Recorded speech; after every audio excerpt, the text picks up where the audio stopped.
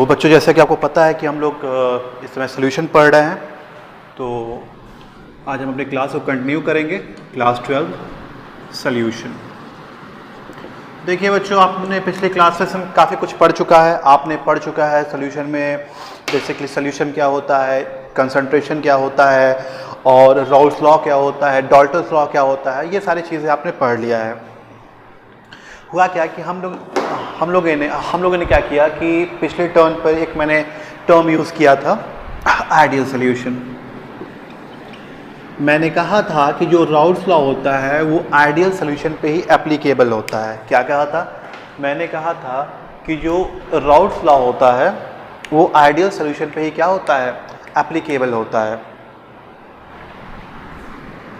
तो अब क्या होगा कि अब हम ये जानना है कि आइडियल सोल्यूशन क्या होता है या फिर नॉन आइडियल सोल्यूशन क्या होता है। तो चलिए स्टार्ट करते हैं। देखिए, सोल्यूशंस दो तरह के होते हैं। एक होता है आइडियल सोल्यूशन और एक होता है नॉन आइडियल सोल्यूशन। क्या होता है? एक होता है आइडियल सोल्यूशन और एक होता है नॉन आइडियल सोल्यूशन। अब कुछ प्रॉपर्टीज पढ़ेंगे और ये हम जानेंगे कि क्या मतलब होता है आइडियल सोल्यूशन का और क्या मतलब होता है नॉन आइडियल सोल्यूशन का। तो चलिए स्टार्ट करते हैं आइडियल सोल्यूशन और नॉन आइडियल सोल्यूशन से।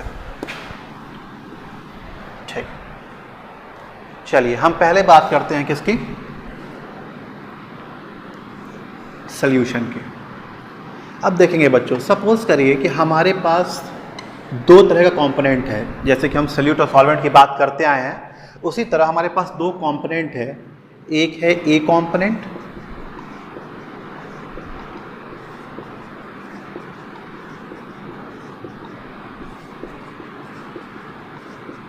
और एक है बी कंपोनेंट।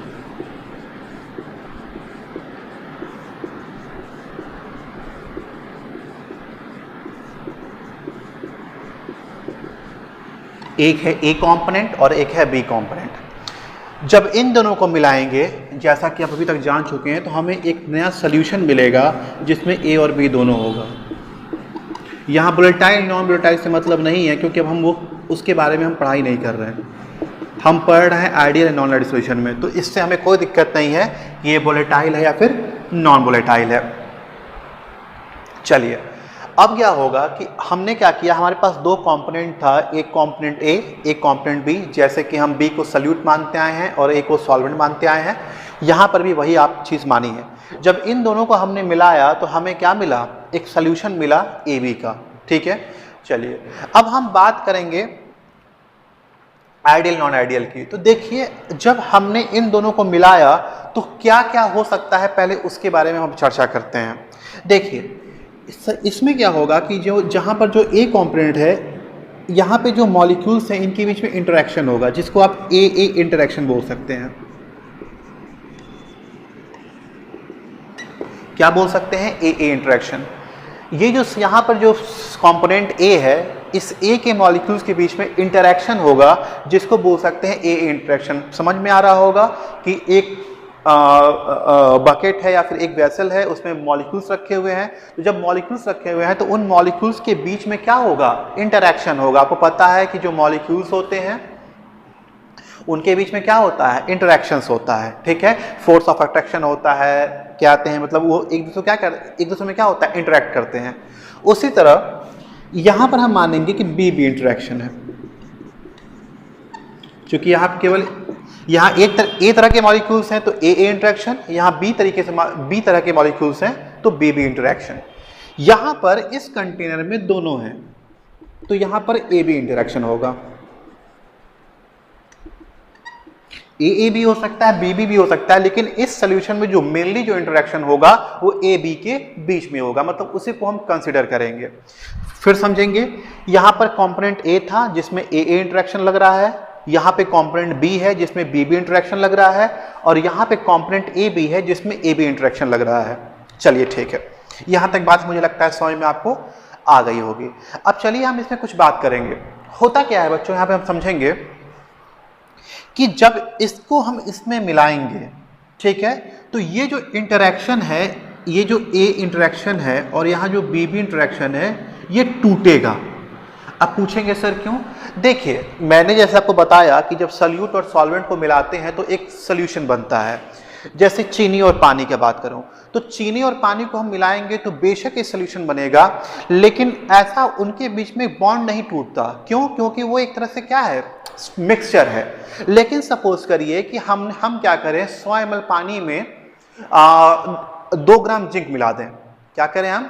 100 ml पानी में 100 ml H2SO4 में, या हम H2SO4 में जिंक मिला दें। क्या करें? H2SO4 में जिंक मिला दें। तो अब बच्चों यहाँ पे क्या होगा, यहाँ पे इंटरेक्शन होगा और यहाँ बॉन्ड्स टूटेंगे। क्यों? क्योंकि ये भी केमिकल है, ये भी केमिकल है, और क्या बनाएगा, ZnSO4 प्लस H2। मेरे कहने का मतलब क्या है बच्चों? मेरे कहने का मतलब ये हो गया कि जब आप सल्यूट और सॉल्वेंट मिलाएंगे, और सपोज करिए वो सल्यूट और सॉल्वेंट क्या है, केमिकल्स हैं। जैसे इसको हम सॉल्वेंट मान लें, इसको सल्यूट मान लें, तो देखिए बच्चों बन यहां भी सोल्यूशन ही रहा है, लेकिन हाँ अब ये सोल्यूशन क्या है, एक तरह का केमिकल है। ठीक है, तो मतलब यहाँ एक केमिकल बन रहा है जिसको आप फिजिकल तरीके से वापस नहीं कर सकते। खैर हम उसमें नहीं जाएंगे। मेरे कहने का मतलब केवल इतना था बच्चों कि अगर सल्यूट और सॉल्वेंट को मिलाते हैं, ठीक है, तो सल्यूट के इंटरेक्शंस क्या होंगे, टूटेंगे।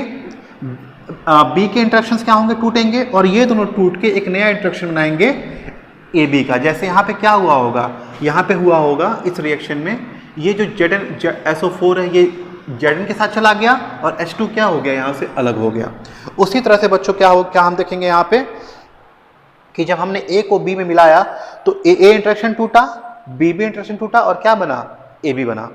अब चलिए बच्चों, जब ये AB बन के तैयार हुआ तो कुछ चीजें हुई होंगी जिसके बारे में हम बात करना है, और वही डिसाइड करेगा कि कोई सोल्यूशन एसिड, कोई सोल्यूशन आपका वो है, कोई सोल्यूशन आपका आइडियल है कि कोई सोल्यूशन आपका नॉन आइडियल है। चलिए देखिए क्या क्या हो सकता है। डेल्टा V हो सकता है, अभी मैं बता रहा हूं क्या होता है। Delta H, delta S, delta G, V हो गया, H हो गया, S हो गया, G हो गया। हाँ बस ठीक है। देखेंगे बच्चों हम इन 4 टर्म्स के बारे में चर्चा करेंगे। ठीक है, हम क्या करेंगे, हम 4 टर्म्स के बारे में चर्चा करेंगे और समझेंगे कि कैसे ये डिसाइड करता है कि कोई भी सोल्यूशन कोई भी सोल्यूशन आपका आइडियल कहलाएगा कि कोई भी सोल्यूशन आपका नॉन आइडियल कहलाएगा। अब समझेंगे बच्चों यहाँ हम बात करते हैं डेल्टा V की। डेल्टा V का मतलब क्या हुआ समझेंगे।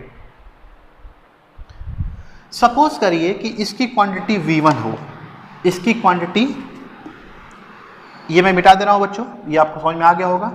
चलिए सपोज करिए इसकी क्वांटिटी V1 है, इसकी क्वांटिटी V2 है, और इसकी क्वांटिटी को हम BF कहते हैं। मतलब V1 प्लस V2 को हम क्या कह रहे हैं, BF का मतलब फाइनल वॉल्यूम हो गया। V1 प्लस V2 क्या बनाएगा, फाइनल वॉल्यूम, BF हो जाएगा। चलिए ठीक है, अब क्या हम देखेंगे दोस्तों यहाँ पे बच्चों कि B1 प्लस B2 क्या बनाएगा, BF बनाएगा। ठीक है, चलिए अब क्या होगा कि सपोज करिए कि अब हमारे पास 2 कंडीशंस होंगे, या कह सकते हैं 3 कंडीशन, लेकिन उससे मतलब नहीं है।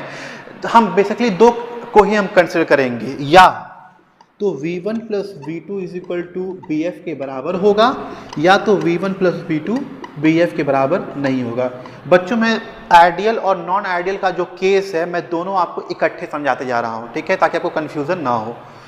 अब देखेंगे बच्चों 2 हमारे पास केस मिलेंगे, V1 प्लस V2 BF के बराबर हो और V1 प्लस V2 BF के बराबर ना हो। अब यहाँ पे अलग से 2 केस आ सकता है कि जैसे V1 प्लस V2 या तो VF से ज़्यादा हो जाए, या तो V1 प्लस V2 VF से कम हो जाए। लेकिन इससे हम कोई दिक्कत नहीं है, क्योंकि अगर इन दोनों में से कोई भी केस हो रहा है तो इसी के अंतर्गत आएगा। अब देखेंगे बच्चों, अगर ये केस आता है तो मतलब वो सोल्यूशन आइडियल है, और अगर ये केस आता है तो मतलब वो नॉन आइडियल है। पहले आप देख लीजिए, फिर मैं समझाता हूं कैसे। अगर ये केस है, ये केस मतलब अगर V1 V2 जो है वो BF के बराबर है तो मतलब वो सोल्यूशन आइडियल है, और अगर V1 प्लस V2 BF के बराबर नहीं है तो मतलब वो नॉन आइडियल है। ये बात यहां तक क्लियर है। चलिए अब ये समझिए कैसे ये होता है। मैंने क्या कहा, मैंने कहा है कि V1 प्लस V2 जो होगा वो अगर BF के बराबर है तो वो केस आइडियल है, और V1 प्लस V2 अगर वो BF के बराबर नहीं है तो वो नॉन आइडियल है। चलिए यहाँ तक बच्चों बात समझ में आपको मुझे लगता है आ गई होगी। चलिए अब इसका मतलब क्या हुआ ये समझते हैं। देखिए हुआ क्या कि अगर AA इंटरेक्शन, अब देखिए अब ये हम पहले इस केस की बात करते हैं। हम क्या करेंगे, ये मान लीजिए केस फर्स्ट है, अब चलिए इस केस की हम बात करते हैं। V1 में क्या होगा बच्चों, AA के बीच में इंटरेक्शन होगा, B2 में क्या होगा, BB में इंटरेक्शन होगा, और BF में क्या होगा, AB में इंटरेक्शन होगा। अब देखिए बच्चों अगर AA का इंटरेक्शन BB का इंटरेक्शन अगर AB इंटरेक्शन के बराबर है तो वो क्या कहलाएगा, आइडियल सॉल्यूशन। समझेंगे फिर, समझिए इसका मतलब क्या हुआ। इसका मतलब हुआ बच्चों कि AA के बीच में जो लगने वाला इंटरेक्शन है उसका जो मतलब उसमें जो उसका जो अमाउंट ऑफ फोर्स है या अमाउंट ऑफ जो इंटरेक्शन है, अगर BB में लगने वाला जो इंटरेक्शन है उसका जो अमाउंट है अगर AB के बराबर है तो मतलब ये जो केस होगा ये होगा। फिर समझिए एक बार, सपोज करिए कि हमने इसको इसमें मिलाया और ये बना, ठीक है, इनका आपस में कुछ इंटरेक्शन होगा AA, इनका आपस में कुछ इंटरेक्शन होगा BB, और जब इन दोनों को आपने मिलाया तो इनके आपस का इंटरेक्शन होगा A और B का, ठीक है। ये इसको A मान लीजिए, इसको B मान लीजिए और इसको AB मान लीजिए। तो AA का कुछ इंटरेक्शन था, AB का कुछ इंटरेक्शन, B का कुछ इंटरेक्शन था, और जब ये आपस में मिला तो AB का इंटरेक्शन बना, ठीक है। अगर इसका इंटरेक्शन वही की क्वांटिटी वही है जो इसकी थी और इसकी वही है जो इसकी थी, तो यानी कि ये दोनों को मिलाएंगे तो जो वॉल्यूम मिलेगा वो इन दोनों के सम के बराबर मिलेगा। क्या मतलब, अगर सॉल्यूट का इंटरेक्शन सॉल्वेंट का इंटरेक्शन सॉल्यूशन के इंटरेक्शन के बराबर है तो अगर इन दोनों के वॉल्यूम्स को हम मिलाएंगे तो हमें जो फाइनल वॉल्यूम मिलेगा वो इन दोनों के सम के बराबर होगा, ठीक है। अब समझ, अगर इसको आप महसूस करना चाहते हैं तो महसूस करिए इसको। जैसे सपोज करिए कि चलिए ठीक है, मैं आपको सेकंड केस समझाता हूं तब ये बात आप फील कर पाएंगे। चलिए ये केस हो गया आइडियल का। अब सपोज हम दूसरा केस लेते हैं, V1 plus B2 not equal to BF। अब देखेंगे दोस्तों, V1 प्लस B2 BF के बराबर नहीं है, इसका मतलब या तो V1 प्लस B2 VF से कम होगा या तो V1 प्लस B2 VF से ज्यादा होगा। अब सपोज करिए कि AA का इंटरेक्शन BB का इंटरेक्शन AB के इंटरेक्शन से क्या है, ज्यादा है। मतलब A और B के बीच में लगने वाला जो इंटरेक्शन है, मतलब जब AB बन के, जब आपका ये सोल्यूशन बन के तैयार होगा तो उसमें जब AB इंटरेक्शन लगेगा तो उसके बीच में लगने वाला जो इंटरेक्शन है वो AA और BB के इंटरेक्शन से क्या है, कम है। ये बात क्लियर है। चलिए अगर कम है तो यानी कि जब A और B को मिलाएंगे तो चूंकि AB का इंटरेक्शन क्या है, कम है A और BB से, तो यानी कि AA का जब इंटरेक्शन कम है तो मतलब मॉलिक्यूल्स दूर दूर होंगे। भाई हम ये करें जब इंटरेक्शन ज़्यादा, जब इंटरेक्शन कम है, जब इसका इंटरेक्शन इससे कम है तो मतलब क्या है, AB के मॉलिक्यूल्स दूर दूर होंगे। समझिए अगर मान के चलिए मैं ये कहूँ कि AA का इंटरेक्शन AB के इंटरेक्शन से ज़्यादा है, क्या मैं कह रहा हूँ, AA का इंटरेक्शन AB के इंटरेक्शन से क्या है, ज़्यादा है, यानी कि AA के बीच में इंटरेक्शन अधिक है, मतलब उसके मॉलिक्यूल्स पास पास होंगे। जब मॉलिक्यूल्स पास पास होंगे तो वॉल्यूम क्या होगा, डिक्रीज हो जाएगा, ठीक है। जब ये इंटरेक्शन ज़्यादा होगा, जब इंटरेक्शन ज़्यादा है तो AA के मॉलिक्यूल्स पास आ जाएंगे, जब पास आ जाएंगे तो इसका वॉल्यूम कम हो जाएगा। वहीं पर जब आपने इसको इसमें मिलाया और इसका इंटरेक्शन AA इंटरेक्शन या फिर BB इंटरेक्शन से कम है, यानी कि हाँ ठीक है, चलिए यहां पे क्या है कि जब AA इंटरेक्शन कम है तो इंटरेक्शन ज्यादा है तो वॉल्यूम क्या होगा, कम हो जाएगा। लेकिन AB का इंटरेक्शन क्या है, इससे कम है, तो जब AB का इंटरेक्शन इससे कम है तो मतलब इंटरेक्शन का फोर्स कम है, मतलब मॉलिक्यूल्स दूर दूर होंगे, तो इसकी जो वॉल्यूम होगी इन दोनों के वॉल्यूम की अपेक्षा ज्यादा हो जाएगी। फिर समझेंगे इसको, फील करिए इसको अंदर से।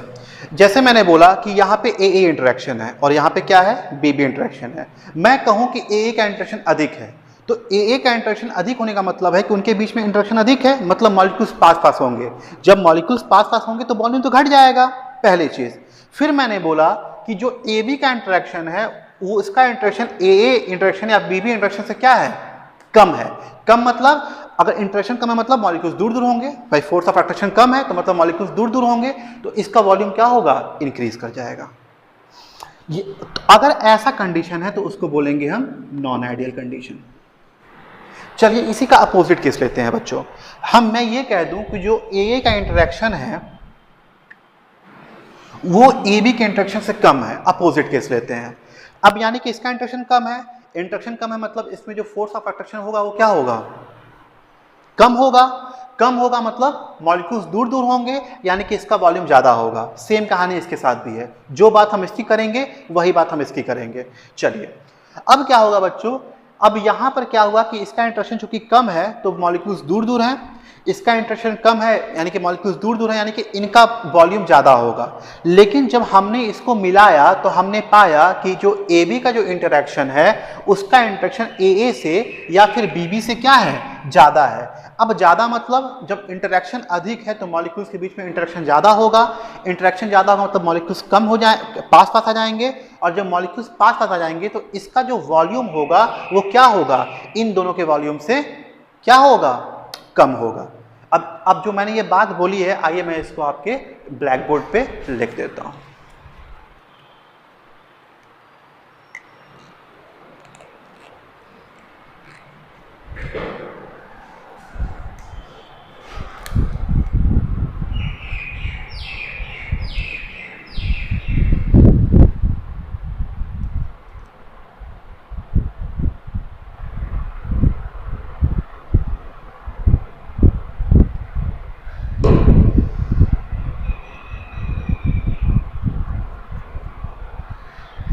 चलिए बच्चों, तो देखिए हम बात कर रहे थे आइडियल और नॉन आइडियल की। आइडियल मैंने आपको कहा कि जब इसका इंटरेक्शन और इसका इंटरेक्शन इसके इंटरेक्शन के बराबर होता है तो उसको हम बोलते हैं आइडियल केस। क्यों? क्योंकि उस केस में जो वॉल्यूम होता है V1 प्लस V2 वो क्या होता है, BF के बराबर होता है, मतलब उसको बोल देंगे हम आइडियल केस बोल देंगे।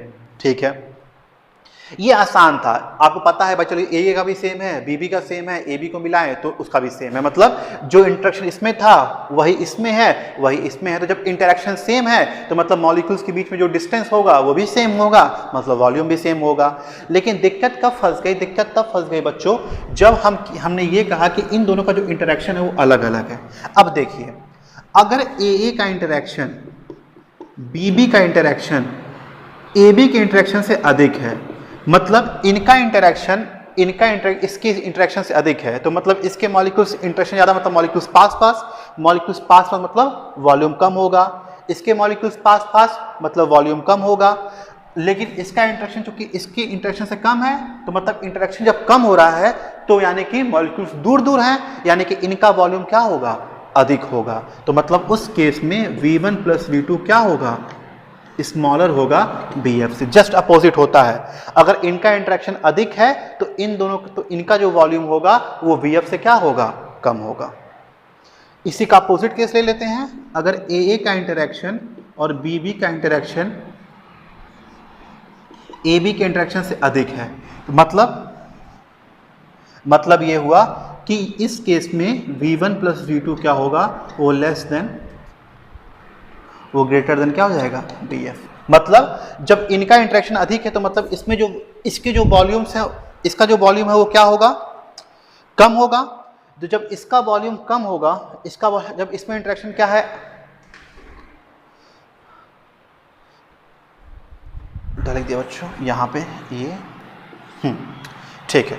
अब क्या है कि आप सपोज करिए ए का इंटरेक्शन क्या है, कम है। तो जब ए का इंटरेक्शन कम है तो मतलब इसका वॉल्यूम क्या होगा, ज्यादा होगा। और जब ए बी का इंटरेक्शन अधिक है तो मतलब इंटरेक्शन अधिक कम होने में मतलब क्या हो गया, मॉलिक्यूल्स पास आ गए, और जब मॉलिक्यूल्स पास आ गए तो मतलब इसका वॉल्यूम क्या होगा, घट जाएगा। तो ये दोनों केस अगर आपको कहीं मिलता है, या यूं कह सकते हैं अगर ये केस कहीं पे आपको मिलता है तो उसका मतलब होता है वो नॉन आइडियल सॉल्यूशन है। मुझे उम्मीद है बच्चों ये आपको क्लियर हुआ होगा। अच्छा, ये चूंकि इतनी गहराई में जाने की जरूरत नहीं थी कि मैं आपको बुक्स में आपको बस केवल ऐसे लिखा हुआ मिल जाएगा, लेकिन मैं चाह रहा था कि आप इसको डीपली समझ पाए। तो मुझे उम्मीद है ये आपको क्लियर हुआ होगा। चलिए, तो ये जो था हमने डेल्टा V की बात कर ली। तो डेल्टा V क्या होता है, डेल्टा V होता है V1 plus V2 minus BF या BF minus V1 plus V2, depend करता है कि कौन अधिक है। अगर ये अधिक है, अगर डेल्टा V की वैल्यू 0 है, 0 मतलब ये और ये जब बराबर हो जाए तो इसका इक्विवेलेंट क्या हो जाएगा, 0। तो अगर डेल्टा V 0 है तो मतलब वो आइडियल केस है, और अगर delta V not equal to 0 है तो वो नॉन आइडियल केस है। मुझे उम्मीद है बच्चों इतनी चीजें आपको क्लियर हो गए होंगे। चलिए अब अगले हम बात कर रहे थे डेल्टा H की। डेल्टा H की बात कर रहे थे। देखिए बच्चों इसमें भी वही कहानी है, अगर डेल्टा H 0 है तो मतलब वो आइडियल कंडीशन होगा, और अगर delta H not equal to 0 है तो नॉन आइडियल कंडीशन होगा। मतलब अगर डेल्टा H 0 है तो आइडियल सोल्यूशन है, और delta H not equal to 0 है तो नॉन आइडियल सोल्यूशन है। अब देखिए कि बच्चों डेल्टा H, देखिए बच्चों अगर डेल्टा H आपको नहीं पता है तो मैं बता दूं, डेल्टा H आप अभी के लिए, अगर आपने थर्मोडायनेमिक्स पढ़ा है क्लास फर्स्ट ईयर में तो आपको थोड़ा सा बेहतर पता होगा, नहीं पढ़ा है तो मैं अभी फिलहाल इतना जान लीजिए कि डेल्टा H जो होता है वो एक तरह से एनर्जी होती है। डेल्टा H ये बताता है कि किसी भी रिएक्शन के दौरान कितनी एनर्जी लगी है या कितनी एनर्जी इवॉल्व हुई है। क्या मतलब होता है, डेल्टा H फिलहाल के लिए आप इतना जानिए कि डेल्टा H ये होता है कि जब कोई भी रिएक्शन होता है, देखिए यहाँ रिएक्शन हो रहा था ना, रिएक्शन हो रहा था यहाँ पे, और ये रिएक्शन कब हुआ, जब A और B दोनों केमिकल हो, और जब दो केमिकल्स आपस में रिएक्ट करेंगे तो क्या होगा, एक प्रोडक्ट का फॉर्मेशन होगा। तो डेल्टा H ये बताता है कि किसी भी रिएक्शन के दौरान एनर्जी निकली है, हीट निकली है या हीट इवॉल्व हुई है। एक अपने जानकारी के बच्चों जान लीजिए, जब हीट एब्जॉर्ब होता है तो उसको लिखते हैं हम पॉजिटिव से, और जब हीट इवॉल्व होता है मतलब निकलता है तो उसको लिखते हैं हम नेगेटिव से। तो अगर मैं बोलूं कि डेल्टा H जो है वो ग्रेटर देन 0 है मतलब पॉजिटिव है, तो यानी कि यहाँ पे हीट एब्जॉर्ब हुई होगी, यानी कि रिएक्शन को कराने के लिए हीट देना पड़ा होगा। अगर डेल्टा H मैं बोलूं लेस देन 0 है मतलब नेगेटिव है, यानी कि हीट यहाँ पर इवॉल्व हुई होगी, मतलब यानी कि रिएक्शन कराने के लिए हीट को, रिएक्शन में हीट निकली होगी। ठीक है, तो ये कंडीशन है डेल्टा H ग्रेटर देन 0 की और डेल्टा लेस देन 0 की। ये डेल्टा H का कॉन्सेप्ट था, मैं सोचा आपको बता दूं थोड़ा सा। अगर आपने थर्मोडायनेमिक्स नहीं पढ़ा है तो, और पढ़ा है तो सो फार सो बेस्ट। चलिए बच्चों, अब मैं बोल रहा था कि अगर डेल्टा H क्या है इक्वल टू 0 है तो वो कंडीशन आइडियल की है, और अगर delta H not equal to 0 है तो वो कंडीशन नॉन आइडियल की है। ये मैंने आपको बातें कल बताई, अभी बताई। चलिए अब देखते हैं बच्चे इसका मतलब क्या है। इसका मतलब ये है कि देखिए होगा क्या कि AA के इंटरेक्शन को तोड़ने के लिए आपको कुछ हीट देना पड़ेगा, BB के इंटरेक्शन तोड़ने के लिए आपको कुछ हीट देना पड़ेगा। एक चीज़ याद रखेंगे बच्चों, जब आपको बॉन्ड तोड़ना होता है तो आपको हीट देनी पड़ती है, और जब बॉन्ड का फॉर्मेशन होता है तो हीट रिलीज होती है। क्या, जब बॉन्ड बनता है, जब बॉन्ड को तोड़ना होता है तो आपको एनर्जी या हीट देनी पड़ती है, और जब बॉन्ड का फॉर्मेशन होता है तो हीट निकलती है। ठीक है, चलिए हुआ क्या कि यहाँ पे AA टूटा होगा, यहाँ BB टूटा होगा, और यहाँ AB बना होगा। सिंपल सी बात है, इसी के बारे में बात करते आ रहे हैं हम। यहाँ AA टूटा होगा, यहाँ BB टूटा होगा, तब जाके AB बना होगा। जैसे यहाँ पे SO4 से, यहाँ से SO4 टूटा और Zn से जुड़ा, तो मतलब A के बीच A के मॉलिक्यूल्स टूटे होंगे, BB के मॉलिक्यूल्स टूटे होंगे, तब जाके AB बना होगा। ये बात क्लियर है सबको? चलिए अब क्या है बच्चों, देखिए अगर इसमें इसको तो, हाँ बच्चों अगर आपको कंफ्यूजन हो रहा है कि सर ये बताइए पिछले वाले कंडीशन में, देखिए मैं आपको बताना भूल गया, अगर कोई पूछे कि सर ये बताइए कि अगर A का इंटरेक्शन जो है वो AB से ज़्यादा हो और BB का इंटरेक्शन AB से कम हो तो सर ऐसे केस में क्या करेंगे। तो देखिए बच्चों, हम यहाँ पे कंडीशंस की बात कर रहे हैं, तो ये कंडीशन वहाँ पर नहीं बनेगा। हम कंडीशंस की बात कर रहे हैं क्योंकि देखिए आइडियल सोल्यूशन तो होता ही नहीं है, सबसे पहली बात ही है। जो आइडियल सोल्यूशन होता है वो एग्जिस्ट ही नहीं करता है। ठीक है, तो हम बस एक पैमाना लेके चलते हैं इस चीज़ को। वो ये वैसे एक हाइपोथेटिकल थ्योरी है, वैज्ञानिकों की रची हुई कहानी है कि अगर कोई सोल्यूशन होता जो राउल्स लॉ को हर टेम्परेचर और प्रेशर पे फॉलो करता तो उसको हम क्या बोलते हैं, आइडियल सोल्यूशन। क्या मैंने बोला है, वो सभी सोल्यूशन जो राउल्ट्स लॉ को हर टेम्परेचर और प्रेशर पर फॉलो करते हैं उसको बोलते हैं आइडियल सोल्यूशन, और ऐसा पॉसिबल नहीं है। ठीक है, तो ये एक कंडीशन है, तो इसको आप कंफ्यूज मत होइएगा सर ऐसे कैसे, क्योंकि ये कोई कंडीशन बनेगी ही नहीं, और बनेगी भी तो एक्सपेरिमेंटली डाटा चेक करना पड़ेगा कि अगर ए से अधिक है और ए बी से अधिक है तो इन दोनों के कंबाइन से कितना वो ज़्यादा या कम है। तो वो इतना डीप नहीं जाना है, ये आपके सिलेबस में भी नहीं है। चलिए, तो अब क्या होगा, यहां क्या देखेंगे बच्चों कि अगर अब देखिए यहां पे बॉन्ड टूटा होगा, यहां पे बॉन्ड बना होगा, अगर यहां पे बॉन्ड, यहां पे जो एनर्जी, जो यहां पे जो एनर्जी या हीट एब्जॉर्ब हुई होगी, यहां पे जो एनर्जी एब्जॉर्ब, मैंने क्या बोला है कि जब बॉन्ड टूटता है तो एनर्जी एब्जॉर्ब होती है और जब बॉन्ड बनता है तो एनर्जी रिलीज होती है। तो अगर यहां पर ये बॉन्ड के टूटने में जो एनर्जी एब्जॉर्ब हुई होगी, अगर वहां बॉन्ड के बनने में जो एनर्जी रिलीज हुई होगी, मतलब यहां बॉन्ड के टूटने में जो एनर्जी एब्जॉर्ब, और देखिए बच्चों ये दोनों असल में अलग अलग नहीं टूटा है बच्चों, ये कब टूटेगा जब इसको इसमें हम मिलाएंगे। ठीक है, ऐसा नहीं कि ये यहां से टूट रहा है यहां से, ऐसा नहीं है, जब इसको मिलाएंगे तभी तो टूटेगा। अभी क्यों टूटेगा भाई, अभी कोई मतलब ही नहीं टूटने का है। अभी ए है अपना मस्त पड़ा हुआ है आराम से, कोई दिक्कत नहीं है, वहां बी है मस्त पड़ा हुआ है आराम से। ये टूटेगा बनेगा कब, जब इसमें हम डालेंगे। तो ये जो चीज हो रही है वो एक साथ हो रही है, ऐसा नहीं है कि ये अलग टूट रहा है वो अलग टूट रहा है वो अलग बन रहा है, ऐसा नहीं है, ये सब एक ही साथ हो रहा है। जब इसको इसमें मिलाएंगे तो दोनों के बॉन्ड्स टूटेंगे और वो बॉन्ड बनेगा। क्लियर है? तो अगर एनर्जी एब्जॉर्ब, इनको तोड़ने में जो एनर्जी एब्जॉर्ब हो रही है, अगर उतना ही एनर्जी अगर इसको बनने में रिलीज हो रही है तो मतलब हम क्या बोलेंगे, डेल्टा एच जीरो है। क्लियर हुआ? अगर यहाँ पे जो इस बॉन्ड को तोड़ने में जो एनर्जी एब्जॉर्ब हो रही है, अगर उतना ही एनर्जी यहाँ इस बॉन्ड के फॉर्मेशन में रिलीज हो रही है, तो मतलब जितना एनर्जी आपने दिया उतनी एनर्जी निकल गई, तो जो एनर्जी तो हीट हुआ क्या, जीरो, कुछ हुआ ही नहीं भाई। जितना आपने हीट दिया उतना हीट निकल गया, तो मतलब डेल्टा एच क्या हो गया, जीरो। डेल्टा एच कब जीरो नहीं होता, जब आप या तो केवल हीट जो देते हैं वो निकलता नहीं है, या जो हीट निकलता है वो आप देते नहीं है। ठीक है, चलिए, तो एनर्जी जो एब्जॉर्ब थी वो एनर्जी रिलीज की क्या हो गई, बराबर हो गई, तो डेल्टा एच क्या हो जाएगा, जीरो। ये बात क्लियर है? चलिए, अगर ऐसा कोई केस हो कि जहां पे एनर्जी जो एब्जॉर्ब है वो एनर्जी रिलीज के बराबर ना हो पाए, तो उस केस में डेल्टा एच क्या हो जाएगा, नॉट इक्वल टू जीरो। ठीक है, हो सकता है कि इसमें सपोज करिए इसको तोड़ने में 300 किलो जूल की एनर्जी लग रही है, और एनर्जी जो एनर्जी रिलीज हो रही है वो कितनी रिलीज हो रही है, 250 किलो जूल। तो यानी कि 50 किलो जूल एनर्जी क्या है, कम है। ठीक है, यानी कि 50 किलो जूल एनर्जी क्या है, कम है, यानी कि अब ये क्या है, डेल्टा एच यहाँ पे क्या हो जाएगा, नॉट इक्वल टू जीरो हो जाएगा।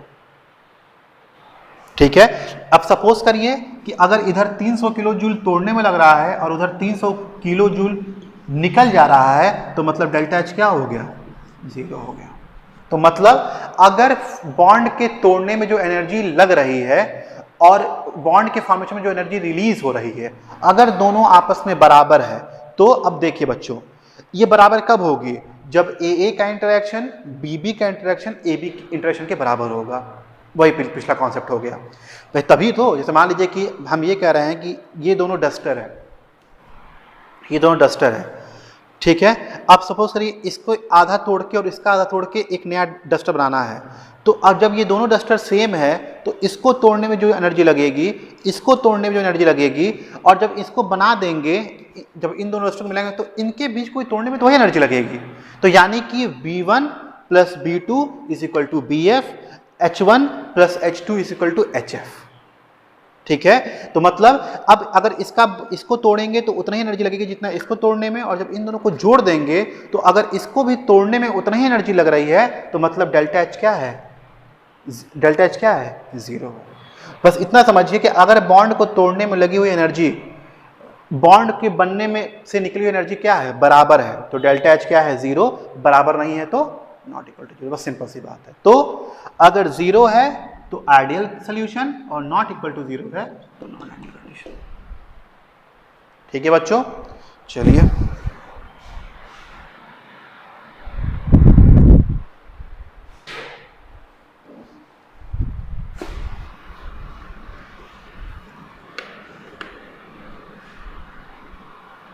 चलिए अब हम अगले टर्न की बात करेंगे। अब हम अगले की टर्न की बात करेंगे डेल्टा एस। अब देखिए बच्चों, डेल्टा एस की अगर हम बात करें तो जो डेल्टा एस होगा वो हमेशा क्या होगा, ज़्यादा ही होगा। मतलब कहने का मतलब हुआ, समझिएगा, डेल्टा एस जो होगा वो हमेशा 0 से ज़्यादा होगा। अब डेल्टा एस से पहले ये जानिए कि ये एस होता क्या है। एस को बोलते हैं बच्चों एंट्रोपी। ये भी अगेन थर्मोडायनेमिक्स का टर्म है और आपने थर्मोडायनेमिक्स में इसे क्या होगा, पढ़ा होगा। तो एस क्या होता है, एस होता है एंट्रोपी। अब क्या होगा बच्चों कि एंट्रोपी का मतलब होता है, एंट्रोपी जो होता है वो किसी भी आप कह सकते हैं कि कंपोनेंट का या किसी भी सिस्टम का रैंडमनेस चेक करता है। जैसे कि मैं आपको एक चीज़ बता दूं, ये सपोज करिए कि अभी क्लास चल रही है, ठीक है, और टीचर क्लास में है, तो जब तक टीचर क्लास में रहता है तब तक बच्चे अपने बेंच पे बैठे रहते हैं, ठीक। लेकिन जैसे ही रिसेस की बेल बजी और टीचर अपने क्लास से बाहर निकला, बच्चे क्या होते हैं, तुरंत उठ के जो है इधर उधर घूमने लगते हैं क्लास में। तो बच्चे जब अच्छी तरह से बैठे थे तो उस समय जो क्लास की रैंडमनेस थी वो कम थी। लेकिन जैसे ही रिसेस का बेल लगा और टीचर अपने क्लास से बाहर निकल के गया, अचानक से जो रैंडमनेस थी यानी कि जो अरेंजमेंट थी क्लास की वो खराब हो गई। मतलब अब ये मैं पूछूं कि बताइए रैंडमनेस का मतलब क्या होता है, उथल पुथल। तो मैं ये पूछूं कि जब बच्चे एक टीचर के रहने में बैठे थे तो रैंडमनेस ज़्यादा थी, या जब टीचर चला गया तो रैंडमनेस ज़्यादा थी। तो अब सिंपल सी बात है कि जब टीचर चला गया तभी रैंडमनेस बढ़ा, तभी उथल पुथल बढ़ी।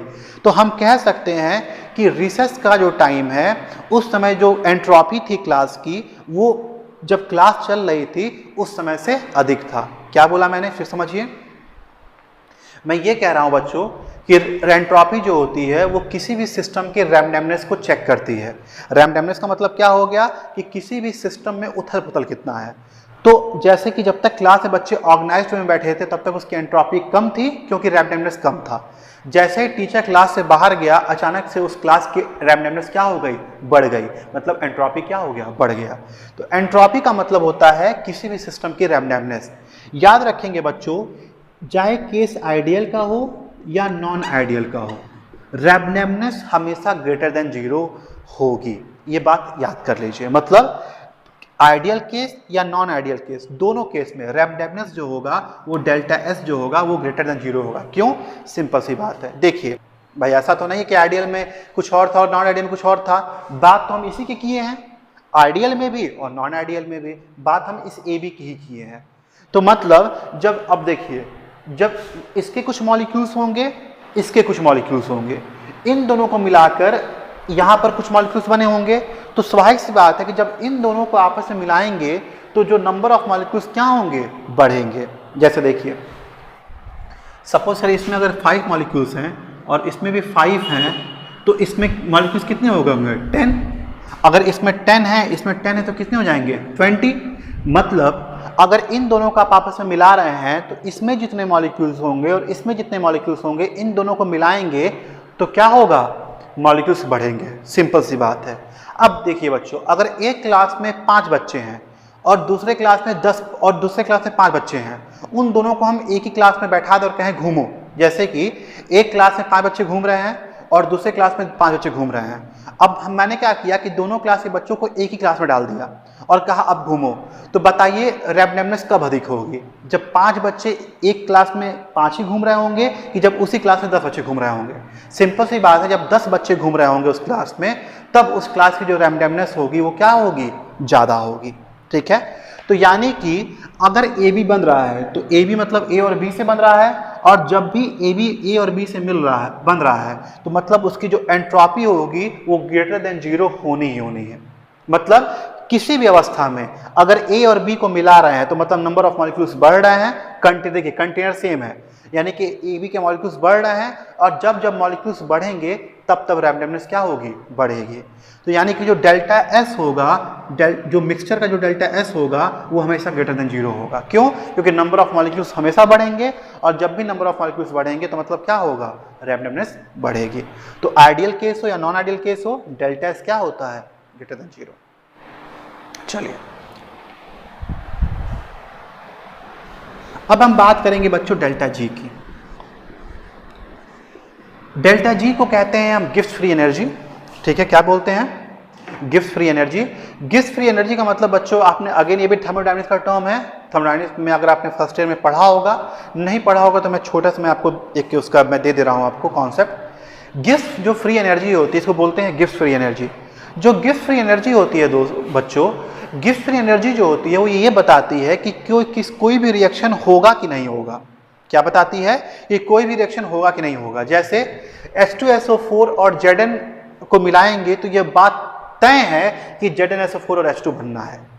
ठीक है, लेकिन अगर आप FeSO4 प्लस Cu मिलाइए तो ये नहीं बनता है, तो ये नहीं होगा। क्या बोला मैंने? अगर आप सल्फ्यूरिक एसिड में जिंक डालेंगे तो ZnSO4 प्लस H2 बनना है, बनेगा ही बनेगा। लेकिन अगर आप फेरस सल्फेट में कॉपर डालिए तो कॉपर सल्फेट और हाइड्रोजन नहीं बनेगा। तो आप कहेंगे कि इसका डेल्टा जी क्या है? लेस देन 0 है, और इसका डेल्टा जी क्या है?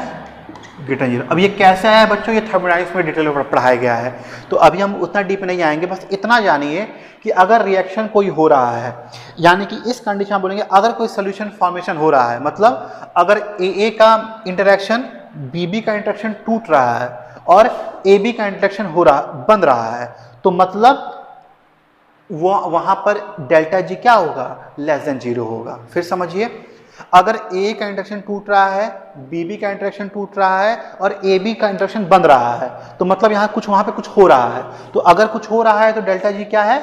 Less than 0। लेकिन सपोज करिए कि आपने A और B मिला, जैसे आपने क्या किया कि पानी और बालू मिला दिया, कुछ होगा? कुछ भी नहीं हो रहा है। तो यानी कि वहां उसका डेल्टा जी क्या है? ग्रेटर देन 0 है। ये बात क्लियर है? चलिए, तो यानी कि अगर सोल्यूशन का फॉर्मेशन हो रहा है तो उसका मतलब है कि डेल्टा जी जो होगा वो हर हाल में क्या होगा? लेस देन 0 होगा। तो बच्चों देखेंगे, हमने आज बहुत डीप में आइडियल और नॉन आइडियल हमने पढ़ा है। ठीक है, ये बहुत डीप कॉन्सेप्ट है। अगर आप इसको ऊपर भी पढ़ लेते हैं तो भी आपके लिए काफ़ी है। लेकिन अगर आप फर्दर कॉम्पिटिशन की तैयारी के लिए अगर आप एम कर रहे हैं तो ऐसे ही पढ़ना पड़ेगा आपको। देखिए बच्चों, मैंने आज आपको बताया कि क्या होता है आइडियल और नॉन आइडियल। मैंने कहा कि आप आइडियल और जो नॉन आइडियल की जो कंडीशन है उसको आप 4 पैरामीटर से चेक कर सकते हैं: delta V, delta H, delta S और डेल्टा G।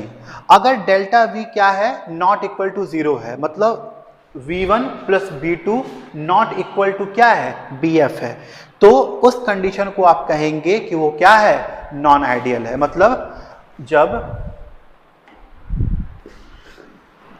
जब V1 प्लस V2 क्या है? नॉट इक्वल टू BF है, या delta V not equal to 0 है, उस कंडीशन को आप बोलेंगे ये क्या है? Non ideal condition. और अगर V1 plus V2 is equal to BF है, या delta V is equal to 0 जिसको बोलते हैं, उसको बोलेंगे क्या है? वो आइडियल कंडीशन है। ये पहला तरीका था जानने का। दूसरा क्या था? दूसरा तरीका ये था कि डेल्टा H अगर नॉट इक्वल टू 0 है तो non ideal condition, non ideal solution है, और डेल्टा H अगर 0 के बराबर है तो वो आइडियल सोल्यूशन है। ठीक है, चलिए अगला देखते हैं। डेल्टा S की जो वैल्यू होगी वो आइडियल या नॉन आइडियल के लिए ग्रेटर देन 0 ही होनी है, उसमें कोई आपकी इफ बट नहीं है। और डेल्टा G की वैल्यू हमेशा लेस देन 0 होनी है, उसमें कोई इफ बट नहीं है। तो अगर सोल्यूशन बन रहा है तो डेल्टा S ग्रेटर देन 0 होगा, क्योंकि नंबर ऑफ मॉलिक्यूल्स उसमें मिक्सचर में बढ़ रहे हैं और रैंडमनेस भी क्या हो रही है? बढ़ रही है। और अगर ये दोनों मिलके सोल्यूशन बना रहे हैं तो मतलब क्या है? डेल्टा G लेस देन 0 होगा ही होगा। तो बच्चों ये पैरामीटर थे। अब देखिए बच्चों, ये 4 चीज हैं। एक सिंपल लाइन में आप चीजों को याद कर सकते हैं। अगर सोल्यूशन राउल्ट्स लॉ को, अगर कोई सोल्यूशन राउल्ट्स लॉ को हर टेम्परेचर और प्रेशर पे फॉलो करता है, मतलब सेटिस्फाई करता है, तो मतलब वो क्या है? आइडियल सोल्यूशन है। और अगर कोई सोल्यूशन राउल्ट्स लॉ को हर टेम्परेचर प्रेशर पे सेटिस्फाई या फॉलो ना करता हो तो उसको क्या बोलेंगे? Non ideal solution. ये बात क्लियर है? चलिए, या आप ये कह सकते हैं कि राउल्ट्स लॉ का मतलब होता है कि जो सोल्यूशन राउल्ट्स लॉ को हर कंसंट्रेशन पे फॉलो करता है उसको क्या बोलते हैं हम? Ideal solution. और जो राउल्ट्स लॉ को हर कंसंट्रेशन पे फॉलो ना कर पाता हो उसको बोलते हैं हम नॉन आइडियल सोल्यूशन। चलिए बच्चों, ये हो गया। अब हम एक बात करेंगे। हाँ बच्चों, एक डाटा आप याद कर लीजिए यहाँ पे कि हम क्या करते हैं कि किसी भी गैस का जो प्रेशर होता है उसको नापने के लिए एक इंस्ट्रूमेंट होता है, उसको बोलते हैं मैनोमीटर। क्या बोलते हैं? मैनोमीटर। हम मैनोमीटर से क्या करते हैं, किसी भी प्रेशर, किसी भी गैस के प्रेशर को क्या करते हैं, हम कैलकुलेट करते हैं। चलिए बच्चों, इतनी बात मुझे लगता है, उम्मीद है कि आपको समझ में आ गई होगी। अब चलिए इसके आगे की बात हम करते हैं। चलिए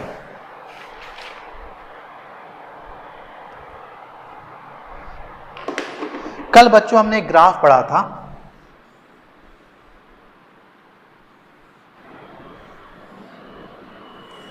या ऐसे, कल मैंने ऐसे ही बनाया था। तो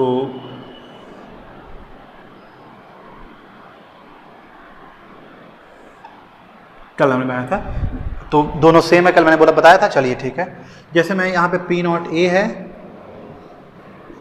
यहाँ क्या है, zeta A is equal to 1, zeta B is equal to 0। ये क्या है, P naught B, zeta A is equal to 0, zeta B is equal to 1। कल हमने ये पढ़ा था, ठीक है। और हमने राउल्स लॉ पे पढ़ा है क्या, P T is equal to P naught A zeta A plus P naught B zeta B. ये टोटल यहाँ पे अगर इसको बोले तो यहाँ पे ये क्या है, पी टी है, ठीक है। और राउल्स लॉ में क्या पढ़ा है, P T is equal to P naught A zeta A plus P naught B zeta B. इसके बारे में हमने बहुत डिटेल डिस्कस किया है पिछले की वीडियोस में, ठीक है। तो देखेंगे बच्चों, तो ये जो है, ये यही राउल्स लॉ है। तो जो सोल्यूशन इस राउल्स लॉ को हर कंसंट्रेशन में फॉलो करेगा वो कहलाएगा क्या, क्या कहलाएगा, आइडियल सोल्यूशन। और जो हर कंसंट्रेशन में फॉलो नहीं करेगा वो क्या कहलाएगा, नॉन आइडियल सोल्यूशन। यहां तक क्लियर है बात बच्चों? चलिए ठीक है, अब एक एग्जांपल लेके चलते हैं बच्चों। आइए एक एग्जांपल लेके चलते हैं। चलिए एक एग्जांपल लेते हैं।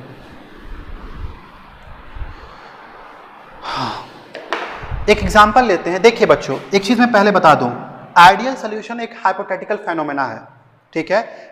जो आइडियल सोल्यूशन है वो एक हाइपोथेटिकल फेनोमेना है। ऐसा कोई सोल्यूशन असल में रियली में कोई एग्जिस्ट नहीं करता। कुछ सोल्यूशंस ऐसे होते हैं जो ऑलमोस्ट आइडियल सोल्यूशन की तरह होते हैं, ऑलमोस्ट होते हैं, पूरा नहीं होते, ऑलमोस्ट होते हैं, और उन्हें बनाना पड़ता है। तो चलिए एक एग्जाम्पल लेते हैं। आपको मैं एक एग्जाम्पल बताता हूं जहां पर ए इंटरेक्शन और B interaction A B interaction के बराबर होगा। बस इसको एग्जाम्पल देकर खत्म करते हैं। जैसे सपोज करिए कि मैं क्या कर लूँ, CH3OH और C2H5OH को मिला दूँ। एक क्या है, मेथनॉल है, और एक क्या है, एथेनॉल है। अगर मैं कहूँ तो ये एक बढ़िया एग्जाम्पल है ये दिखाने के लिए कि ए इंटरेक्शन ए बी इंटरेक्शन क्या है, बराबर है। जब इन दोनों को आप मिलाएंगे तो इससे जो सोल्यूशन मिलके जो बन के तैयार होगा, उस इंटरेक्शन, उसका जो इंटरेक्शन होगा वो इन दोनों के इंटरेक्शन का क्या होगा, बराबर होगा, ठीक है। तो देखेंगे बच्चों हुआ क्या,